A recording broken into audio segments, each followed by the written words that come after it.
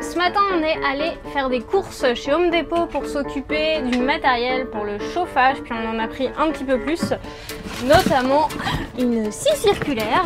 Donc là, vu qu'on n'a plus de sièges, enfin qu'on les a tous démontés, on va pouvoir commencer à s'attaquer au chauffage sérieusement. Donc là, on va un petit peu étudier comment ça se passe, comment le couper et tout. Et puis quand on va être prête, on va devoir acheter 2-3 trucs pour finaliser le tout. Et là, on va passer les mains dans le cambouis, ça va être intense, mais on va y arriver, on est assez confiante. On a également acheté des batteries supplémentaires et un super chargeur de batterie parce que, a priori, tout l'été, on va être garé dans des endroits où on n'aura pas vraiment accès à l'électricité en direct. Donc si on veut avancer, il faut quand même qu'on investisse un peu.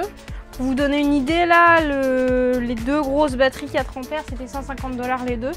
Et maintenant, c'est le moment de faire un peu de place pour y voir plus clair. Donc la mission chauffage, c'est pour aujourd'hui. Faut enlever ces grosses bêtes là qui prennent quand même beaucoup d'espace et qui ne fonctionnent que lorsque le véhicule est en marche. Donc c'est-à-dire que si on est arrêté quelque part, on ne peut pas faire chauffer le chauffage. Donc ça ne nous sert pas à grand chose parce qu'à l'arrière, il n'y aura pas de passagers. Donc on va juste garder le chauffage à l'avant, mais il faut qu'on enlève ces deux là.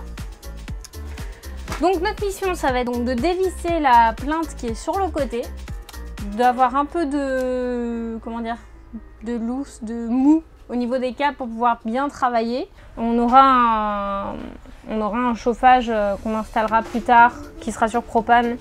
Donc là, on a déboulonné une partie, il faut qu'on continue de déboulonner pour dégager un peu. Puis on peut voir ici qu'on a des fils électriques, qu'on a un fil, enfin qu'on a deux sorties, enfin une entrée et une sortie. Avec du produit en fait toxique, et puis il faut qu'on fasse attention à ne pas en renverser sur la voie publique parce que c'est un produit qui est toxique pour les animaux mais qui les attire apparemment parce que c'est sucré. Donc là l'enjeu c'est d'essayer de dévisser tout ça sans en mettre partout. Ça va être coton.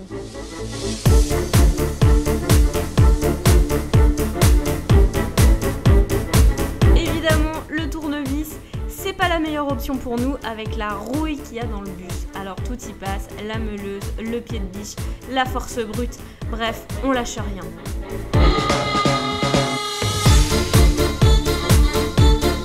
Et un radiateur de dégagé, on passe au second.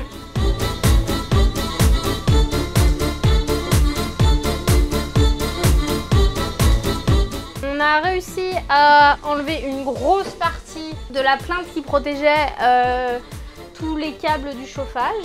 Maintenant, il faut réussir à couper l'électricité par mesure de sécurité. Alors voilà comment ça se passe derrière. Vous pouvez voir qu'il y a deux câbles. Parce qu'en fait, je pense qu'il y a une entrée et une sortie, ça fait une loupe. Puis on a la même chose de l'autre côté. Et on a l'électricité qui est là. Et maintenant, c'est moi qui dois trouver la solution à ce problème. Donc soit on y va comme en mode on s'en fiche et on coupe tout, soit on essaye au moins de ne pas prendre de risque, de pas faire n'importe quoi en coupant. Donc je pense que je vais enlever le fusible qui correspond au heater arrière. Voilà.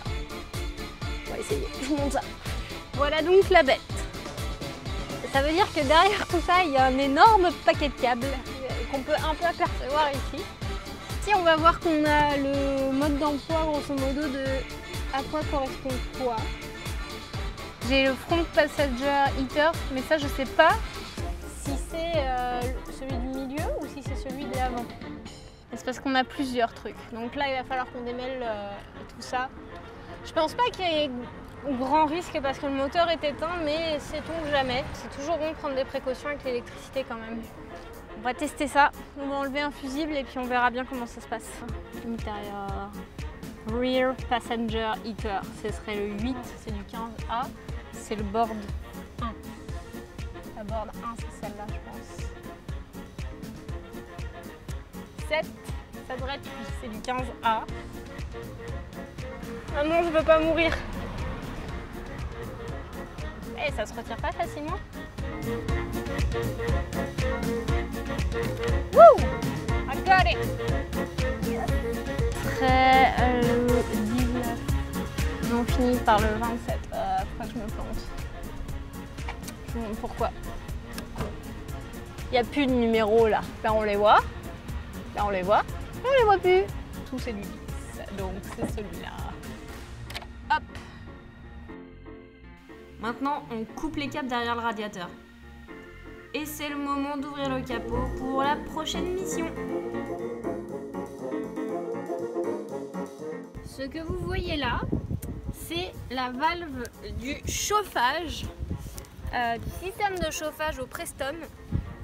Donc l'objectif c'était de le couper pour éviter une catastrophe.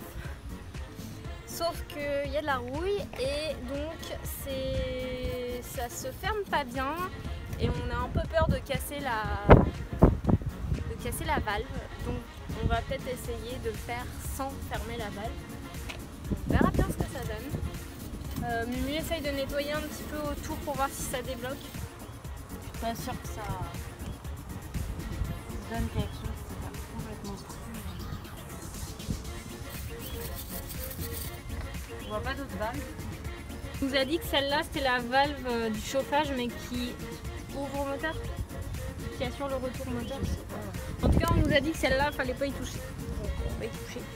Je suis pas sûre qu'on ait envie de casser le bus, donc on va essayer la coupe. Moi je propose on y va comme des bourrines et on coupe.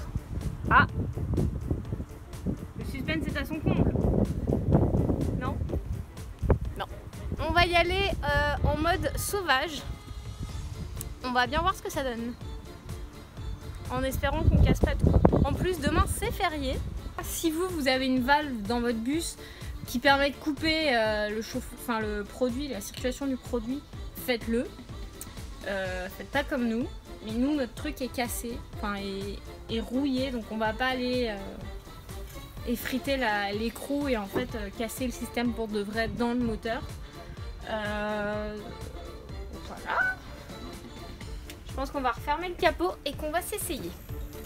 Par mesure de précaution, on remonte tout ce qui est au sol sur les sièges en cas d'écoulement d'un produit nocif,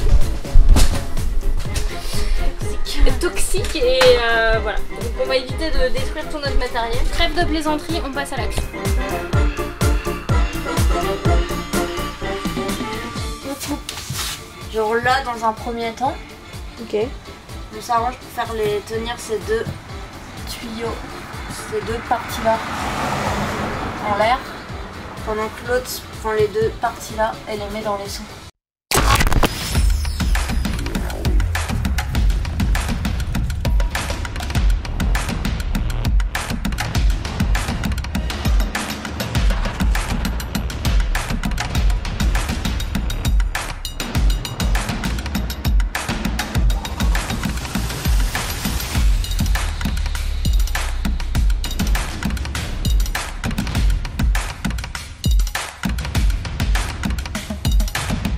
Premier tuyau coupé sans trop de dégâts, on s'attaque au deuxième.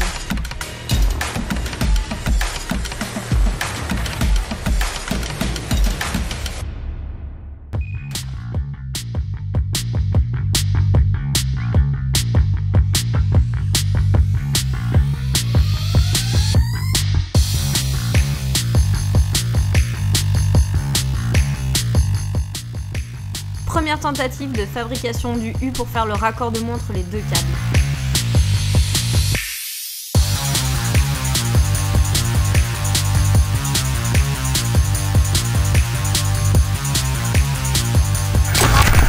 Je coupe le programme parce que l'épisode est beaucoup trop long pour rentrer dans un 10 minutes. Je vous ai demandé sur Instagram ce que vous en pensiez. Vous m'avez dit que vous préfériez le voir en 2 épisodes. Donc c'est ce que je vais faire. Donc là je rentre, je vais finir la vidéo et vous aurez la suite, je pense mercredi ou samedi prochain. Et vous allez voir, eh ben, c'était quand même un sacré défi cette histoire de chauffage. Je pensais pas que ça nous prendrait autant de temps. En tout cas, si c'est pas déjà fait, il faut vous abonner à la chaîne YouTube pour pouvoir suivre la suite de ça, voir comment on s'en sort. Et vous pouvez nous suivre aussi sur Instagram pour voir l'avancée des travaux en direct parce que c'est un peu différé la diffusion des épisodes sur YouTube. En tout cas, on vous attend nombreux sur notre chaîne Donc si c'est pas déjà fait, abonne-toi, partage et voyage. On a un truc, ça s'appelle le push push. Ça c'est l'arme secrète en cas de canicule.